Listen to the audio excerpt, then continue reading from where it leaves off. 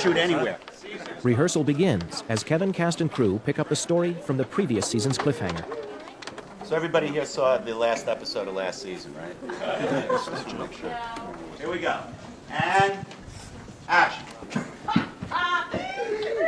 Hello, Mrs. Ross. Oh, hello, Mr. Rachel.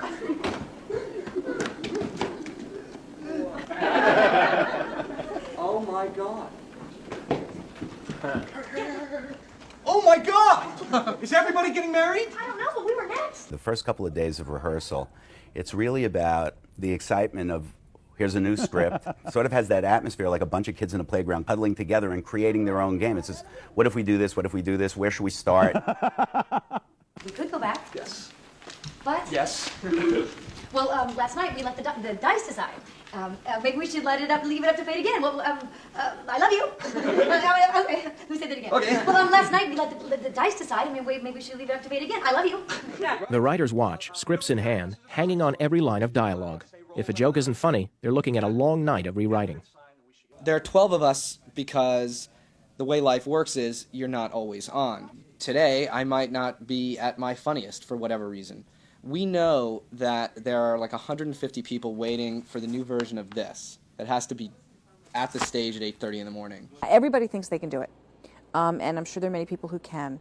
I think, A, it's not as easy as it looks.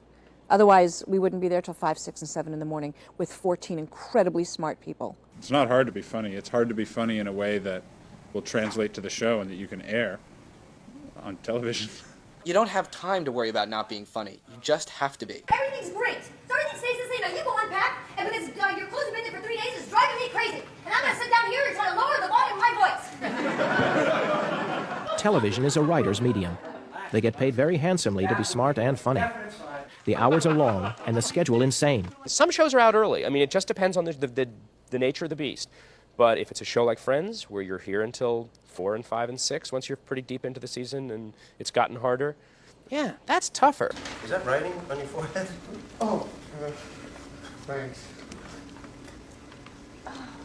So you got married and became a woman all in one night? The compact thing gets in the way now. Especially now. Yeah. So in the middle of something else that's so much more interesting, and suddenly we take a step out. We talked about that last night, but we can't just abandon the fact that they have magic marker on their face. A continuity problem has come up. The first episode picks up from last year, with Ross and Rachel waking up in their Las Vegas hotel bed with writing on their faces. Do you have any clothes on?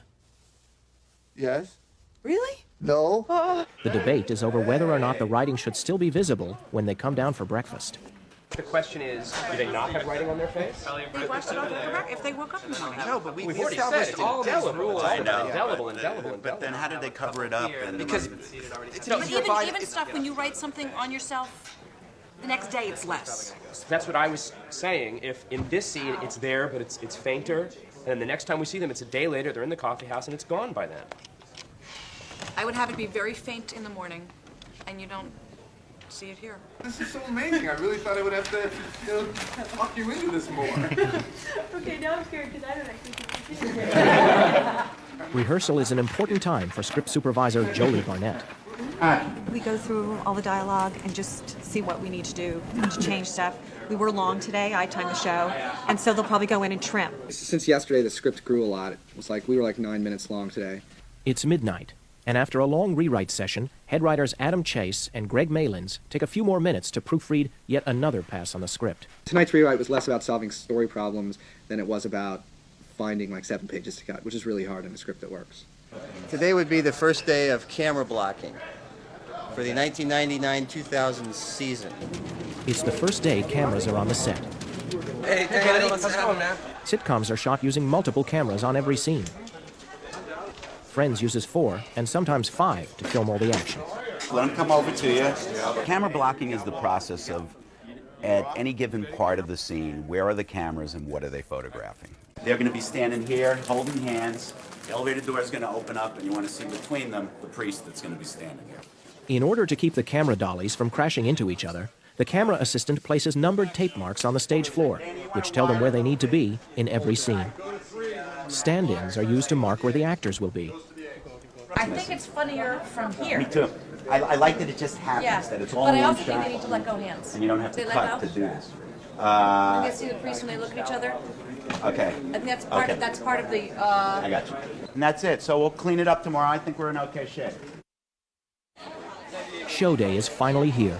4 hours before filming begins, 500 fans line up for 300 seats to watch the premiere episode of Friends come together. All the way from Kentucky to see this. My favorite character is Chandler. I just want to go see Rachel.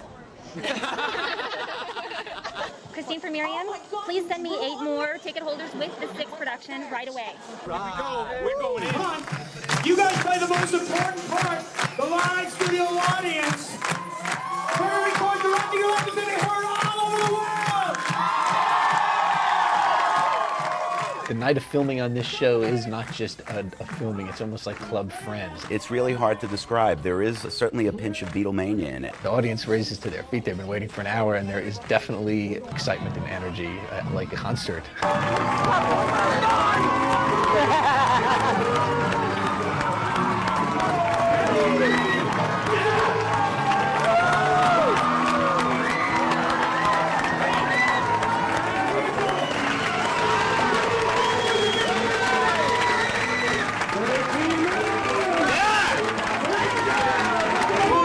Iconic. This is intense. I just got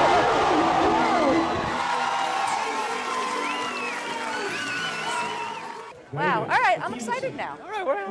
It's a show. It's exciting. People are screaming. If everything goes smoothly, it will take about 5 hours to film the 22 minutes of actual showtime. The cameras are rolled into position, and the first scene gets underway. Scene Apple, take 1. 4 cameras. Marker. Each scene is shot a number of times, with a surprising amount of rewriting going on between takes. I can't believe Ross and Rachel got married. I can't either. I can't believe Ross and Rachel got married. I know. I didn't even know they were dating again. I don't think there's much dating as they are drunk. I don't think they're dating as much dating as they are unbelievably drunk or very, very drunk. Something fun and emphatic there. I don't think they're as much dating as they are completely filled with alcohol. The first take of the wedding chapel scene fell a little flat on David Crane's ears. While the cameras reset, they quickly try and come up with something funnier. Finally, they go to Matthew Perry. You know what? Why don't we ask him, and that because it's so like Matthew. I don't think there's much dating as they are acting out a scene from Barfly. All right. Did they understand so much dating as they are completely filled with alcohol? There's much dating as they are 2 bottles of vodka walking around in human form. Yes. 7 minutes later, they're ready for take 2. I can't believe Ross and Rachel got married. I know. I didn't even know they were dating again. Well, I don't think there's much dating as they are 2 bottles of vodka walking around in human form. The changing as we go is a really good testament to just how smart the executive producers are. And I've done a lot of shows in the past where had kind of a tyrannical, don't touch the words, and it's just not the way to do a show. And if a joke doesn't work, you just see this whole group of smart people just get in this huddle, and then they come out and they tell you a joke. The audience is going to tell you what's working and what's not working. Things that crack us up, they just sometimes don't get. Sometimes they get the setup and you don't even need the joke. I'm going to jump back in, and they roll the dice, then I go back into the 2. After they roll the dice, take a beat, and then go back into it. The key in half-hour comedy, while there are a lot of things a director wants to bring to it, there's a very short window of time to get everything done. And so, yeah, speed is a necessity. Speed and a very good pair of shoes. Action! Let's get married, I guess. Wait a minute. On your let's just get married, I guess, can it be even more forced enthusiasm? Oh, you don't think it's funny to play that kind of bum? Which? Let's just get married, I guess. Get married? It didn't feel funny. Okay. I think before. Well, let's get married, I guess. I can't believe I actually rolled an 8. So unlikely. Well, let's get married, I guess. Moving on, guys. We're in the cab.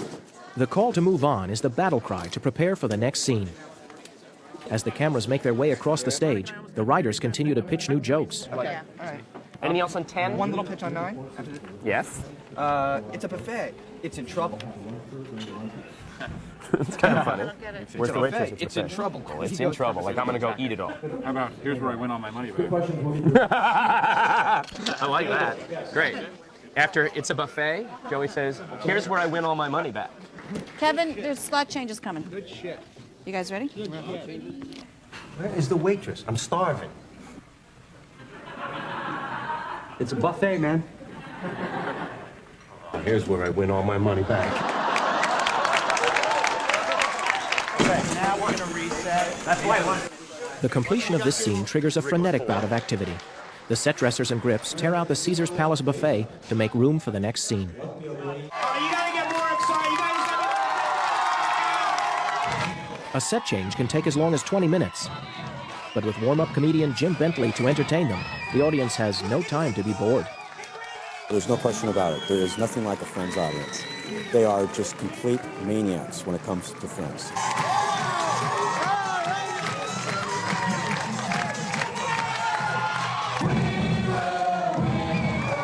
A sitcom is as close to live theater as television gets. The actors play to the audience, and their feedback is crucial. We play off the audience all the time. Yeah, very important. It's kind of like a test to see if the material works, if the jokes work, if the story tracks, if the audience is with, you know, if we've given them enough exposition along with jokes. We've done like 120 of these things, but our energy just elevates every time there's an audience. I still get nervous before shows, and I think it's just generally, you know, it's like putting on a one-act play every week. Marker. This is insane. Well, that's the big deal. You know, it's not like it's a real marriage. What? Oh, no, when you get married in Vegas, you're only married in Vegas. What are you talking about? If you get married in Vegas, you're married everywhere. Really? Yeah. Oh, my God. Well. Is it clear at the end that she's talking about herself and The oh not my about God Ross and Rachel? The oh my God isn't big. The oh my God has to be bigger, Yeah, okay. I have And it. also, They laughed because they got it. I get laughed it, so hard on oh my God. But they didn't laugh at, well. Wait, what if after oh my God, laugh, laugh, laugh, I have to make some calls? bright, and smart people will get it. Marta and David run a very democratic show. There's a question as to whether or not the implications of a joke from Phoebe are understood. So what do? They put it to a vote. You want to be sure why you ask them. You can ask them. All right. Who did not get Who it? did not get the fact that Phoebe was married in Vegas? From that joke. She says, oh my God. That at some time in the past she was married in Las Vegas. You guys got yes. They're all, they got it. They Great. got it. Beautiful. I'm not lying. Marker. Ross, the bottom line here, you cannot stay married.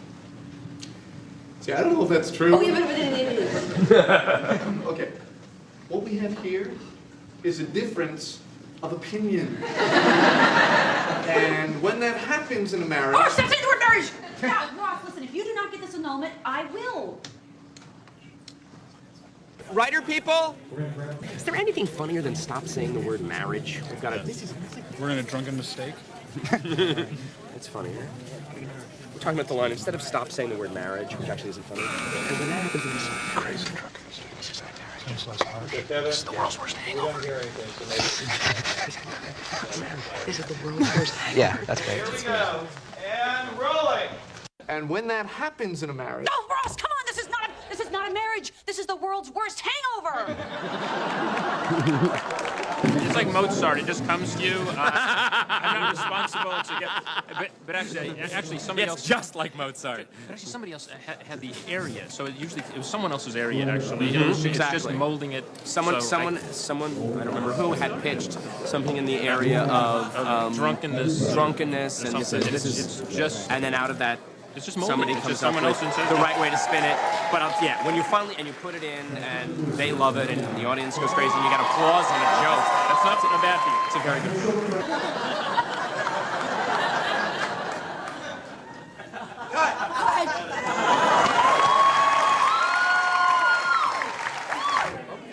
That's a wrap.